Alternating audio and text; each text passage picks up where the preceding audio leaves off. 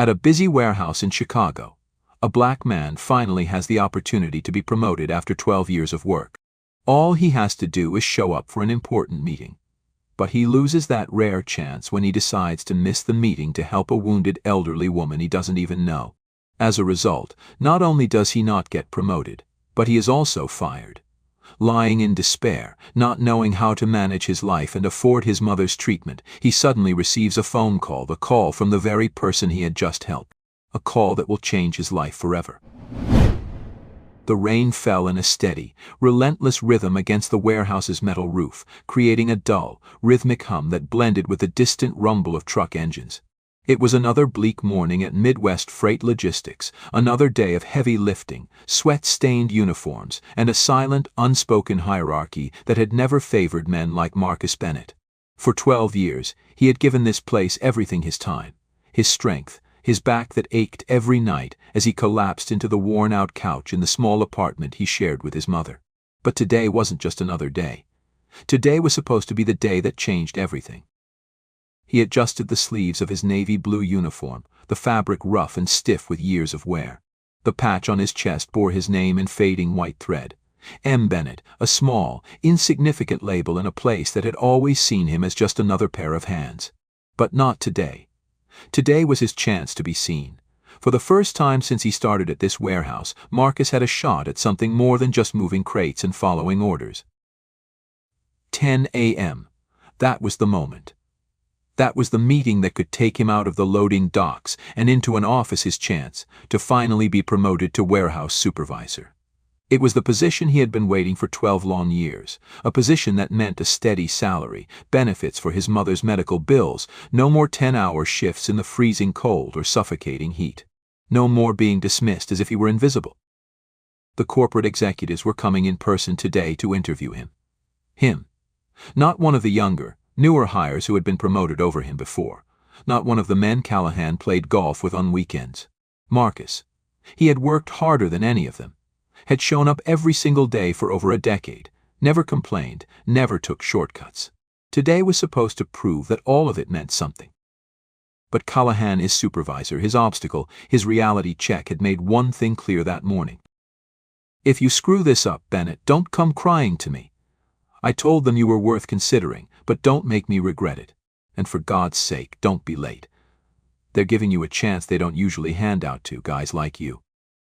Marcus had clenched his jaw at that last part, at the way Callahan's voice dripped with that familiar condescension, that thinly veiled message that Marcus had no business aiming for anything higher than the floor he spent all day walking on.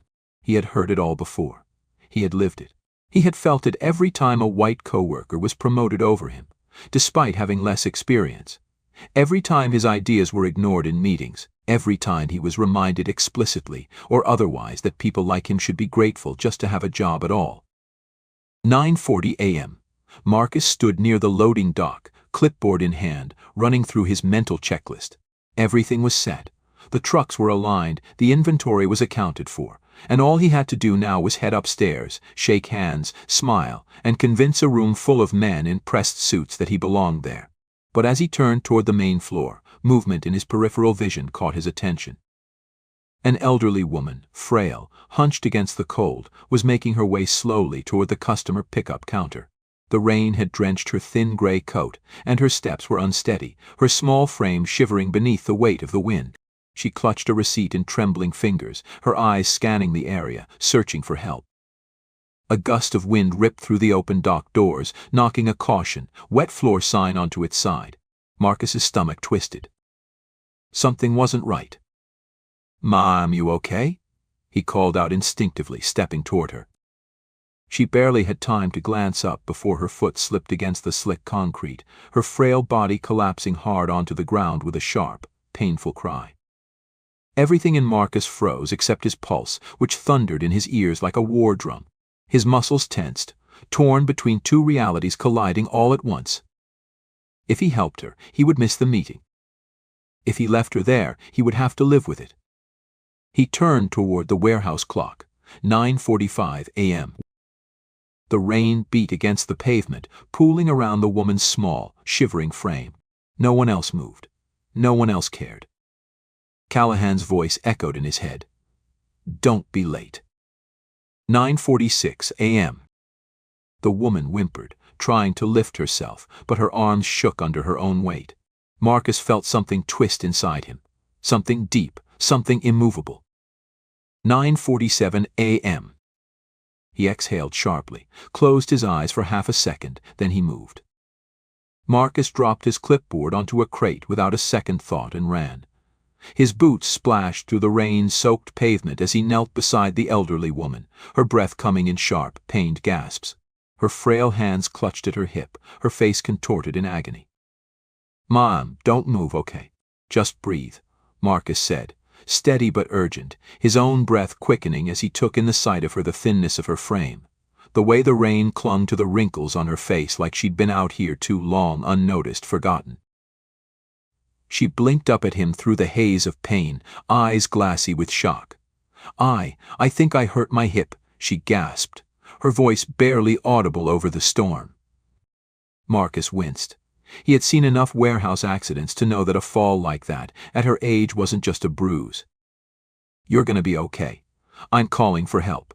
He shrugged off his jacket, gently draping it over her trembling form as he reached for his phone. His fingers, damp from the rain, fumbled slightly as he punched in 911. The dispatcher picked up on the second ring. 911, what's your emergency? "I have an elderly woman. Looks like a bad fall. She's conscious but says her hip is injured. We're at Midwest Freight Logistics, loading dock area. She needs an ambulance now." "Understood, sir. Stay with her. Help is on the way." He hung up, turning his attention back to the woman as the cold rain continued to pour, soaking through his uniform. He could feel the minutes slipping away like sand through his fingers. 9:50 a.m. His stomach clenched. The meeting. He glanced toward the warehouse entrance, toward the hallway that led to the conference room where the corporate executives were waiting. If he left now, if he ran, maybe he could still make it. Maybe he could help her and still save himself. Maybe. "Please don't leave," the woman whispered, gripping his sleeve. Marcus stilled. He swallowed hard, pushing away the rising panic in his chest. No, he wasn't leaving her. But someone else could help. He turned his head, scanning the warehouse floor. Dozens of workers moved about, some stacking boxes, others clocking in and out, but not a single one was looking in their direction. No one was coming. No one had even stopped to see what was wrong. Marcus's jaw tightened. He knew what this was. He had seen it before. This wasn't just indifference. It was calculated. These men weren't blind. They saw. They just didn't care. Not about an old woman. Not about Marcus. And certainly not about whether either of them needed help. A sharp voice cut through the rain. "Bennett." Marcus turned just as Callahan stormed toward him, clipboard in hand, his expensive boots splashing against the wet pavement. His face was already red with irritation, his expression twisted in a way that made it painfully clear he already knew exactly what was happening. "What the hell are you doing?" Callahan barked. "You're supposed to be in that damn meeting right now." Marcus rose slowly to his feet, his shirt clinging to his soaked skin, his heart still hammering. "She fell. She's hurt. I already called an ambulance." Callahan's eyes darted to the woman on the ground, his mouth curling in barely concealed disgust, as if she were nothing more than an inconvenience. He exhaled sharply, shaking his head. "Christ, Bennett. That's not your problem. You're throwing away the best chance you'll ever get over." He gestured toward her carelessly. Some old lady who should have been watching where she was going. Marcus felt something flare hot inside him. "She could have broken her hip," he said, voice low, controlled but dangerous. Callahan scoffed, rubbing a hand down his face like this entire situation was exhausting. "Jesus, this is exactly why I told them you weren't ready for this promotion." Marcus's pulse skipped. "What?" Callahan crossed his arms, tilting his head, studying Marcus the way a man studies something he's already made up his mind about. "Look, let's not pretend here. I vouched for you, sure, but we both know this was a long shot. And now?" He huffed out a humorless laugh. "You really think the executives upstairs are going to pick someone who couldn't even bother to show up on time?" Marcus felt his chest tighten. He had worked 12 years for this. 12 years of showing up early, of working harder than anyone else, of being overlooked, ignored, passed up, but never stopping, never quitting. He had earned this shot. And yet, one choice, one moment, and it was gone. "You're done, Bennett," Callahan said, shaking his head like he was almost disappointed. "Might as well start packing your locker now." The words hit harder than they should have. Marcus had known what this decision would cost him. He had made peace with it. But hearing it out loud, knowing that Callahan hadn't even hesitated to throw him away over something like this, it still stung. "Go back inside, Bennett." "Last chance," Callahan said, tapping his watch impatiently. Marcus looked down at the elderly woman, scared, vulnerable, clutching on to the only person who had bothered to see her. And then he looked back at Callahan, who had already decided that she wasn't worth the time. The choice wasn't even a choice anymore. "I'm staying with her," Marcus said, voice firm, steady, unshaken. Callahan stared at him for a long moment, then let out a sharp, humorless laugh. "Yeah, that's what I thought." He pulled a pen from his pocket, clicked it with a deliberate finality, and scribbled something onto his clipboard. "You're terminated." Marcus exhaled slowly, chest rising and falling with the weight of the words. He should have been angry. He should have felt regret. But as he turned his back on Callahan, as he knelt once more beside the old woman, as he squeezed her frail hand in reassurance, he didn't. Because at the end of the day, he still had himself. And no promotion, no paycheck, no title in the world was worth losing that. The rain had eased to a light drizzle by the time the ambulance arrived, its flashing red lights cutting through the dull gray sky. The paramedics moved quickly, wrapping the elderly woman in a thermal blanket, speaking to her in hushed, reassuring tones. Marcus stayed by her side, steadying her as they lifted her onto the stretcher, his own clothes soaked through, the cold biting into his skin. He barely noticed. His mind was still processing what had just happened, the finality of Callahan's words, the weight of everything he had just lost. "Sir, are you a relative?" one of the paramedics asked, adjusting the straps on the stretcher. "No," Marcus replied, shaking his head. "She was alone when she fell. I couldn't leave her like that." The woman, still clutching his jacket over her shoulders, turned her head weakly toward him. "Thank you, son. I'm so sorry you got in trouble for this." Marcus forced a small, tight smile. "Don't worry about that, ma'am. Just focus on getting better." But as he said the words, the reality of what came next began to sink in. His job was gone. His paycheck. His mother's medical insurance. There was no safety net, no backup plan, just the slow realization that the only thing keeping him from absolute panic was the fact that he had no time to fall apart. Not yet. "Can someone call your family, ma'am?" the paramedic asked gently. The woman frowned slightly, as if struggling to remember something. I think my son is expecting me soon." She reached for her purse with trembling fingers, but Marcus saw how badly her hands were shaking. Without thinking, he reached down and gently picked up the phone she was struggling to grab. The screen was still unlocked.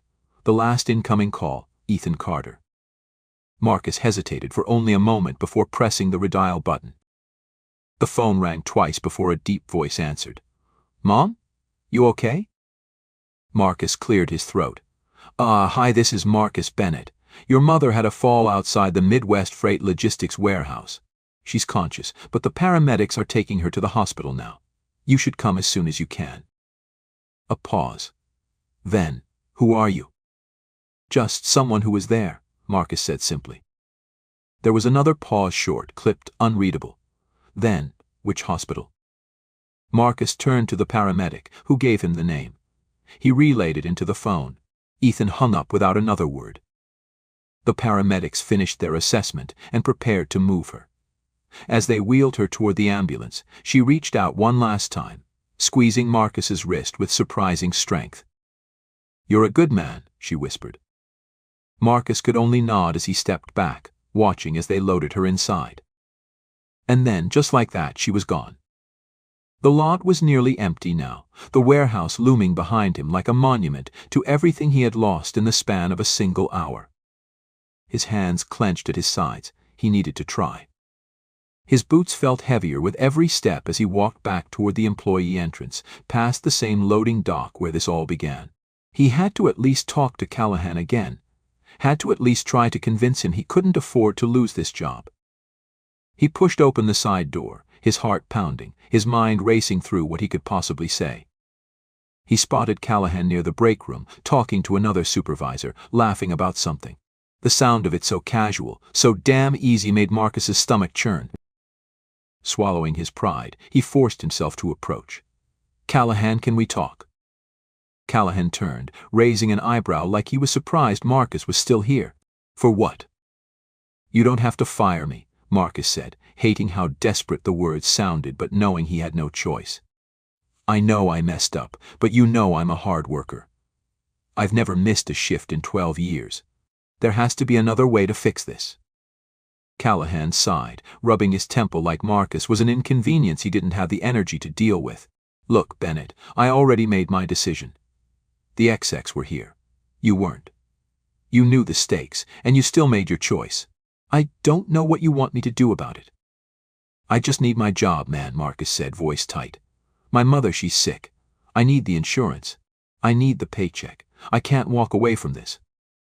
For a moment, Callahan just looked at him, and Marcus hoped he might reconsider.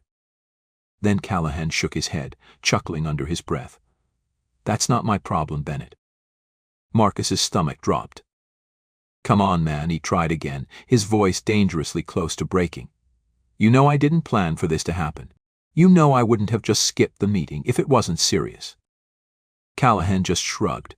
"You should have thought about that before you played hero." The words landed like a punch to the gut. Marcus had known this was coming, but somehow, hearing it still made it feel worse. Like it had all been a foregone conclusion the second he stepped away from his station.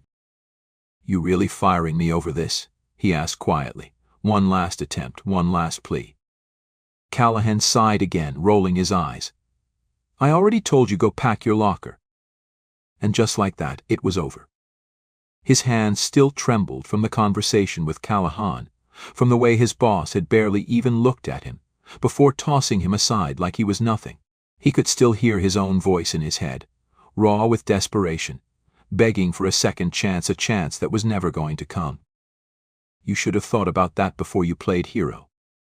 Marcus exhaled sharply, forcing the words out of his mind. It didn't matter now. None of it did. As he turned toward the exit, footsteps echoed against the concrete floor. Slow, purposeful. Marcus looked up. A man stood a few feet away, hands in his pockets, sharp eyes fixed on him. The same man who had arrived at the hospital minutes after his mother, Ethan Carter. Marcus felt his stomach tighten. Ethan tilted his head slightly. "I heard you talking to your boss." His voice was even unreadable. Marcus sighed, adjusting his bag over his shoulder. "Yeah? And?" Ethan took another step forward. "You just said you lost your job." Marcus huffed out a bitter laugh, shaking his head. "Yeah, guess I did." He met Ethan's gaze, something defiant in his stance, something daring him to say what he already knew. "I was just trying to help your mother, man. But I guess that doesn't count for much in a place like this." Ethan didn't react right away. His expression didn't shift, didn't soften. But something flickered behind his eyes, something Marcus couldn't quite place. A long silence stretched between them. Then Ethan gave a small nod, his face carefully neutral. "I see." He didn't say anything else. And for some reason, that was worse. Marcus let out a sharp breath, shaking his head. "Doesn't matter anyway."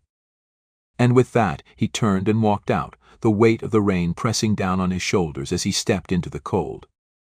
Marcus sat at the small kitchen table, his elbows resting on the worn wooden surface, his head in his hands. The apartment was silent except for the low hum of the refrigerator, the steady ticking of the clock on the wall. His mother was asleep in the next room, unaware of the storm brewing inside him. He had walked home in the rain, his work bag feeling heavier than ever, the reality of his situation pressing down on his shoulders like an unbearable weight. 12 years. Gone. He had spent the evening staring at job postings, his laptop screen glowing dimly in the darkened room. But every listing looked the same: entry-level warehouse work, minimum wage, no benefits, no stability. None of them could replace what he had lost today. None of them could ensure his mother had the medication and care she needed. Marcus ran a hand over his face, exhaling sharply. He had done the right thing. He knew that, but knowing it didn't make this any easier. Then his phone rang. He frowned, pulling it from his pocket. Unknown number. For a second, he considered ignoring it, but something in his gut told him to answer. Marcus Bennett. The voice was smooth, calm, authoritative. A woman. Yeah, who's this? My name is Evelyn Carter. I'm calling from Carter Global Enterprises. I'd like to meet with you tomorrow morning. Marcus blinked, gripping the phone tighter. Carter Global. The name hit him like a shock to the system. I think you've got the wrong person. I'm just a warehouse worker. No mistake, Mr. Bennett, she replied evenly. You're exactly the person we're looking for. A car will be outside your apartment at 8 a.m. The address has already been sent to your phone. Before he could ask another question, the line went dead. Marcus stared at the screen, his heart hammering against his ribs. This had to be some kind of mistake. But as he set the phone down, something flickered in his chest, a spark of something he hadn't felt in a long time. Hope. The next morning, Marcus stood outside his apartment, shifting uncomfortably in his best button-down shirt, which, in reality, was just the least worn-out one he owned. He still wasn't sure if this was real. Then, right on time, a sleek black car pulled up to the curb. The driver stepped out, opening the back door for him without a word. Marcus hesitated. Then he climbed inside. The ride was silent, the city passing by in a blur. They drove past neighborhoods he had never set foot in, streets lined with towering office buildings and pristine storefronts. This was a world he didn't belong to. Or at least, that's what he had always been told. The car finally pulled into the underground garage of a massive glass skyscraper, Carter Global Enterprises. Marcus swallowed hard. The driver opened his door. They're waiting for you upstairs, sir.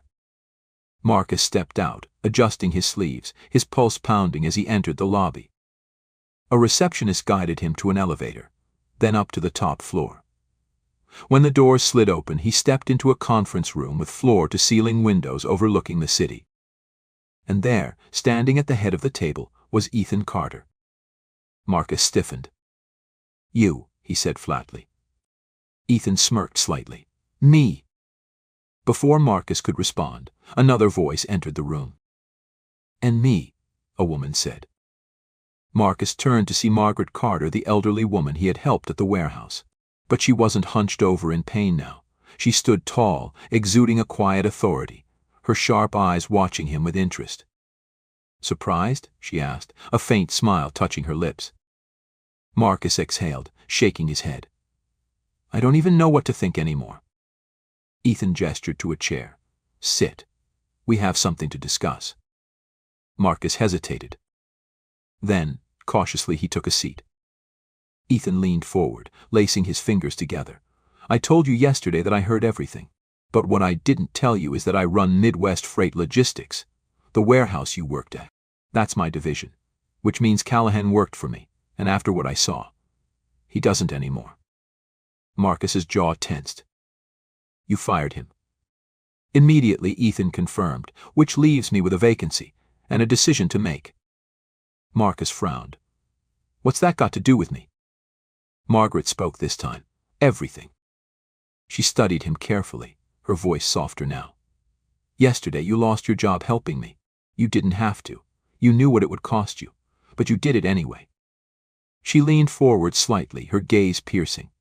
That tells me exactly the kind of man you are. And that's the kind of man we need. Marcus swallowed, his throat tight. For what? Ethan slid a folder across the table. To run our new community outreach program. To help people like you, people who work hard, who deserve better, who just need someone to give them a chance. Marcus's hands hovered over the folder. It's yours if you want it, Ethan said. Full salary. 3 times what you made at the warehouse. Full benefits. Health care for your mother, starting today. And a new place, close to the office. No more worrying about making ends meet. No more working yourself into the ground for people who don't see you. Marcus couldn't speak. His fingers trembled slightly as he opened the folder, his eyes scanning the contract. It was real. All of it. "Why me?" he whispered. Margaret smiled. "Because when no one else did, you saw me as a person, not an inconvenience. And that is something money can't buy." Marcus closed his eyes for a moment, exhaling slowly. Then, with steady hands, he picked up the pen and signed. 3 months later. Marcus adjusted the cuffs of his new suit, a sharp, well-fitted navy piece that still felt foreign on his skin but belonged to him now. He stepped into the conference room of Carter Global's headquarters, the polished floors gleaming under the morning light. Dozens of new hires sat in front of him, men and women who had been given a second chance, just like him. "Welcome to Carter Community Outreach," Marcus said, his voice steady, strong. "We're here to change lives. And trust me, I know exactly how much that matters." He caught sight of his mother through the glass panel, talking with a group of employees, her laughter soft but full of something he hadn't seen in years. Peace. Outside, across the city skyline, the Midwest Freight Logistics warehouse stood in the distance. But it was no longer a place of loss. It was just a beginning. Join us to share meaningful stories by hitting the like and subscribe buttons. Don't forget to turn on the notification bell to start your day with profound lessons and heartfelt empathy.